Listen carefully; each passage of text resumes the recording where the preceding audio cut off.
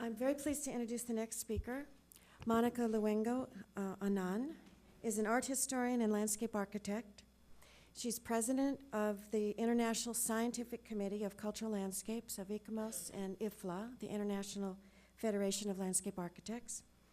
She's conducted a number of award-winning restoration projects in many countries and has her own practice in Madrid, and she's a contributing author to the new Cultural Landscape book. So, Monica.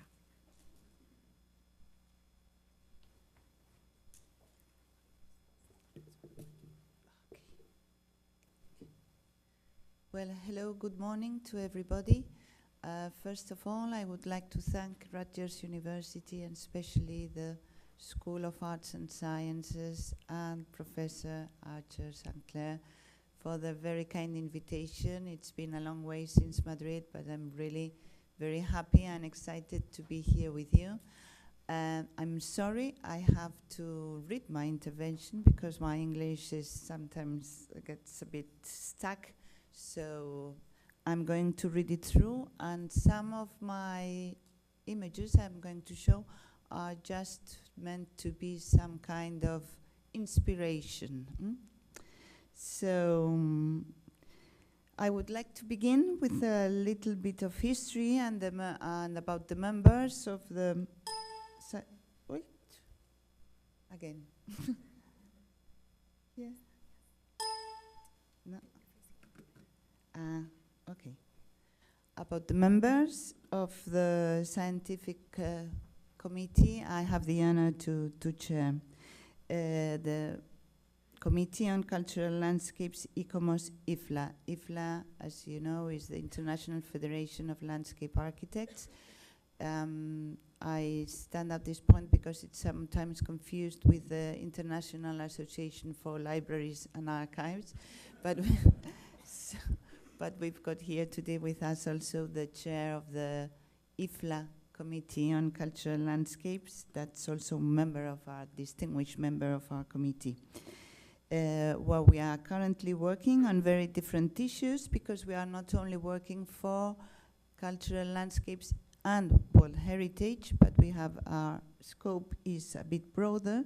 So we are also now currently working on a charter for historic urban parks, a basic bibliography for cultural landscapes that will be continually renewed and enlarged, some practical guidelines useful for the evaluation of all heritage nominations, a discussion also on aesthetic values carried by our coordinator, Nora Mitchell, and an international document for rural landscapes. I think that's already a big task to do. And also we are trying to strengthen links with some other institutions and associations like the FAO, IUCN, or the Institute for Traditional Knowledge. Well, the evolution of this committee, I'm going to speak of the committee because I think its evolution, it's also an interesting example of how the concept of cultural landscape has evolved and how it came a bit to enter the World Heritage and our current terminology. The evolution of the committee is a perfect example to observe the evolution of this concept. Our committee held its first meeting in 1971 in Fontainebleau, so you see the first publication we did and the last publication that was last year when we celebrated in Fontainebleau our 40th anniversary. So we are 1 year older than the convention, and it was first known as the Committee for Historic Gardens and Sites. Cultural landscapes were not a current terminology at the time. Our founder, that's an image of all of us in Fontainebleau, and here's the founder, Monsieur René Pécher, who was a very a great landscape architect and also one of the founders of IFLA together with Sir Geoffrey Jellicoe. And he was also a member of ICOMOS. Monsieur Pécher had the idea of creating a joint committee for both organizations. In fact, he had a very clear idea that there was a need for both theory and practice, and that dealing with the matter meant that what we call today multidisciplinarity. As he said, I realized that it was necessary a team comprising not only garden architects, but art historians, architects, botanists, archaeologists, etc. To be true, the committee was not easily accepted by ICOMOS in 1965, as gardens and more extensively constructions with nature were not always considered as monuments or artifacts carrying any kind of heritage or cultural value, but only natural values, and therefore related to nature conservation organizations and not to cultural heritage associations. So you see what we find today of cultural values related with nature were not easily accepted. Heritage was not always understood as the whole ensemble of natural goods as well as products of human activity that inform us on the material, spiritual, scientific, historical, and artistic cultures from different eras that preceded us, and that we are obliged to keep and show for future generations. Nor was this type of heritage understood as a living process. Susan has just spoken about the importance of processes that includes many different elements, both tangible and intangible, and that are a testimony of the way in which a society relates to its environment, ultimately representing human relationship with nature. But especially in the last century, and moreover after the 2 world wars, the concept of a heritage has changed very quickly to include new concepts, such as cultural landscapes. In the 20th century, several reasons converge in a reconsideration of the landscape from the cultural point of view, challenging the traditional dichotomy that seemed to exist between nature conservation and natural heritage. This new perspective advanced an understanding of landscape as complex systems where cultural relationships are developed within an ecological context, recognizing the mutual and reciprocal influence of nature and culture. But we must go back to the early theories on cultural heritage to understand the path that led from the concept of historic garden to cultural landscape.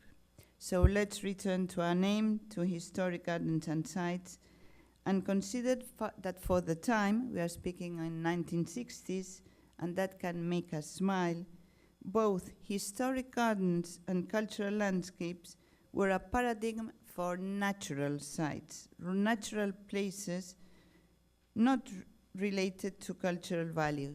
We must also remember that at the time, everybody in cultural spheres spoke French, and site in French is translated as un lieu quelconque tel que le découvre la vue. This is a place as is visually perceived. Is it a coincidence that the European Landscape Convention, signed in 2035 years after, defines landscape as an area as perceived by people? Is this a coincidence, or was ICOMOS already thinking about cultural landscapes at the time?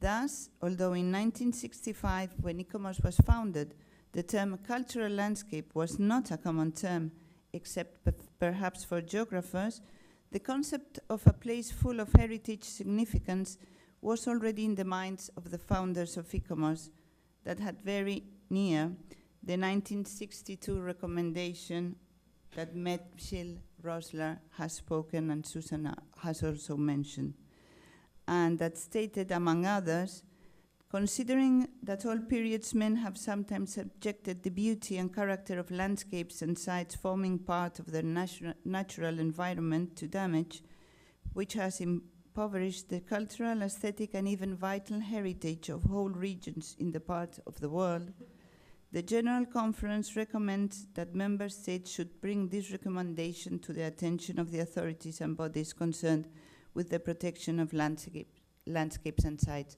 I won't quote anymore, but you see that if our landscapes would be very different if member states had followed the recommendations to implement the provisions and laws to be adopted.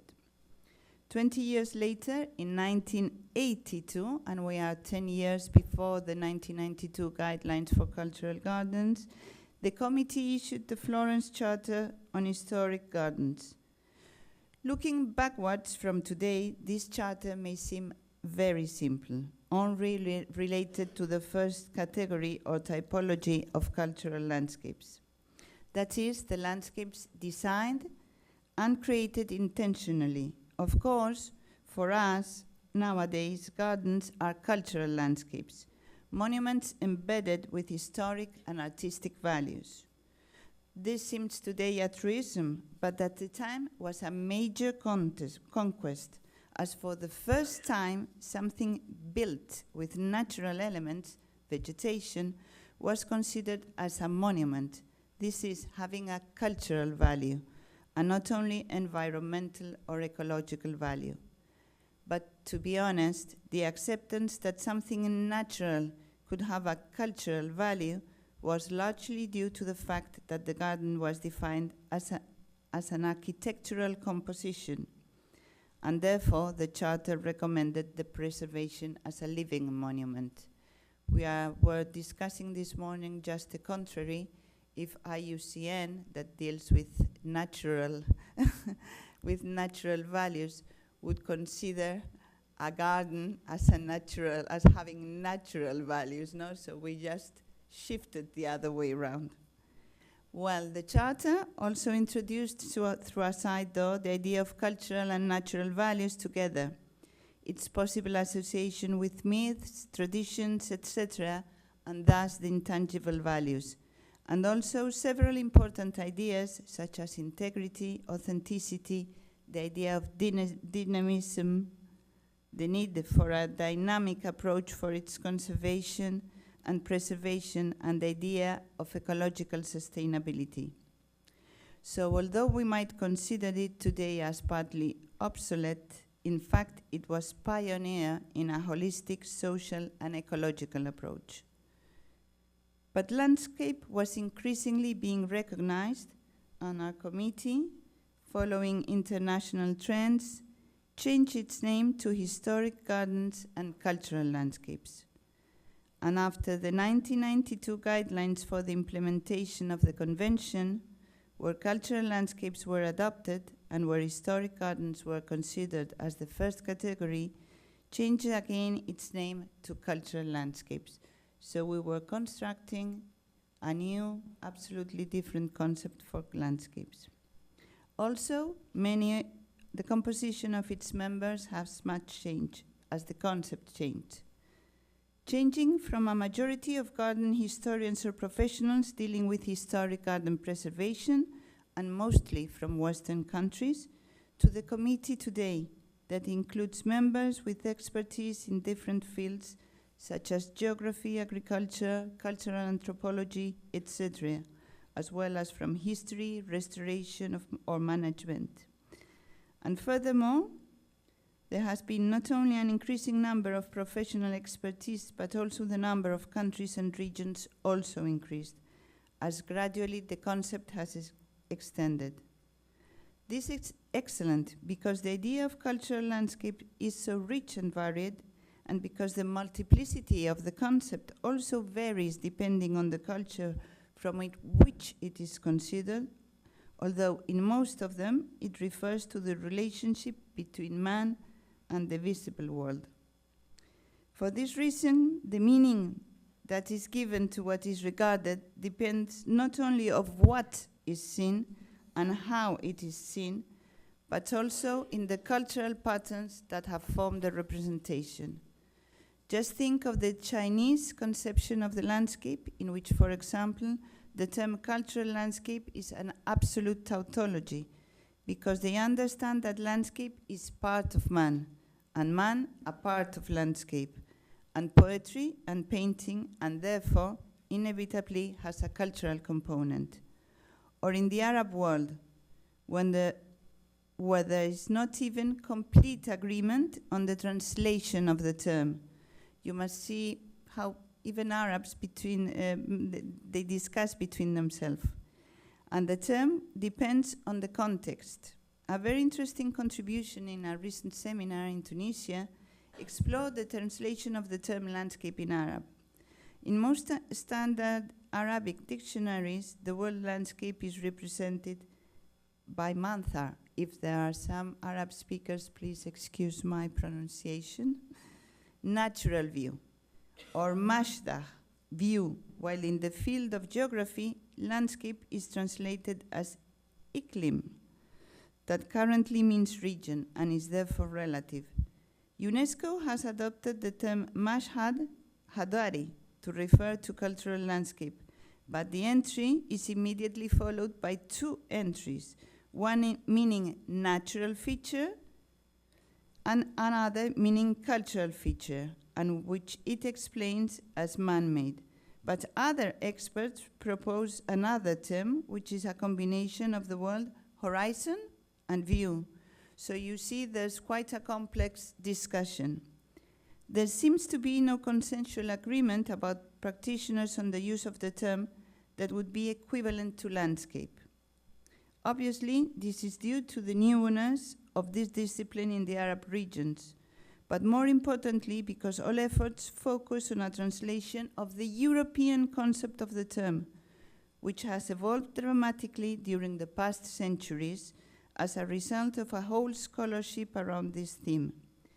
While the concept of landscape, as it is understood by locals, is quite emotional and subjective, and does not carry the layers of meanings that a European would associate with it. It does hold heavy associations with traditions, our heritage, our identity, our pride, and all these associations are embedded within national sentiments.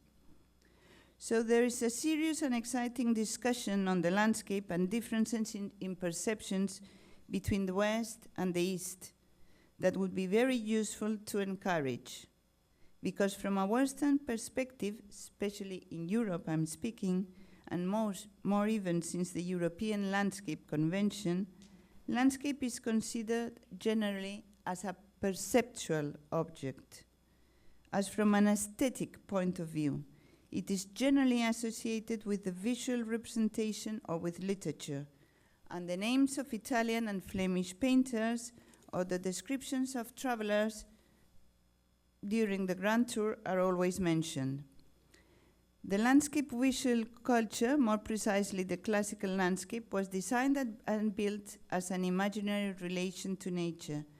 This European landscape culture focuses on the gaze as the center of perception of landscape at the expense of other senses and ignores other cultural models. We need, I think, and I'm putting this forward, a new definition of landscape that will understand the human presence in landscape. We are part of it, and therefore we cannot understand the landscape as an object to look at or to modify, but rather as a dimension of our being. I have these two images. One is the most well-known painting from Frederick of the man looking at the landscape, and the most recent 20th century Francis Bacon, man in the landscape. I would rather prefer the idea of talking about landscape as environment in which we are immersed and not object as a contemplate, changing the concept of landscape as an object external from us to the concept of landscape in which we are inside. We are the landscape, and it is for this reason that the landscape tells the story of those who are part of it, as the shepherds in the course of the Cevennes, for example, are the landscape. Those are to be not preserved, but sustained. And this conceptual shift is crucial to define new strategies because it has many important implications, such as the identification of natural or cultural values and thus the conservation of authenticity or the key role of the communities in landscape management. But I'm running out of time, and I'll go through to, we are nowadays speaking too much about landscapes. We have a banalization of landscapes from my point of view. We have landscape on our computer, we have landscapes on the milk bottles, in the yogurt, we have everything. but who's really thinking about landscape? And for me, as Lawrence Darrell said, man is merely an extension of the spirit of the place, because we need the land, our landscape, to identify ourselves. But we are at a crossroad and facing a difficult challenge: how to better integrate the protection and enhancement of heritage within the local perspective of development. Heritage resources are fragile and non-renewable, so we have to apply management models based on sustainability. Change, transversality, communication, coordination are, for me, keywords. We have plenty of regulations, law, conventions, etc., as to be able to protect and promote new sustainable landscapes. We have even sometimes too many regulations, but there is a lack of coordination between all the different authorities, agencies, institutions, and stakeholders. Sometimes just common sense is lacking. So, cooperation, and what actions can we propose? Encourage international cooperations, support international collaboration, encourage national governments to create coordination agencies as to consider landscape from a holistic point of view, establish general guidelines for management, including the ideas of change and resilience. You see, we are all mentioning the same ideas.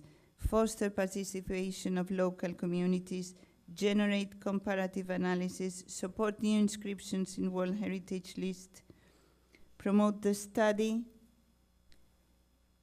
and respect for traditional knowledge, support actions focused on the sensibilization or awareness of local populations, encourage training of experts.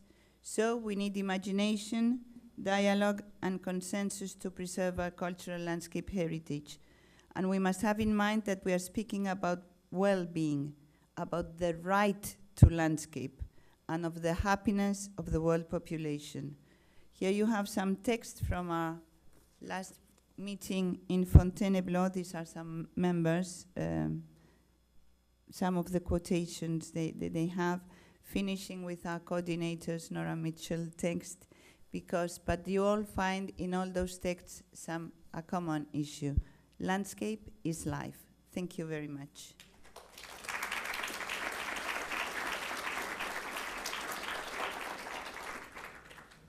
Monica, thank you so much for grounding us in tradition, but challenging us to build on that.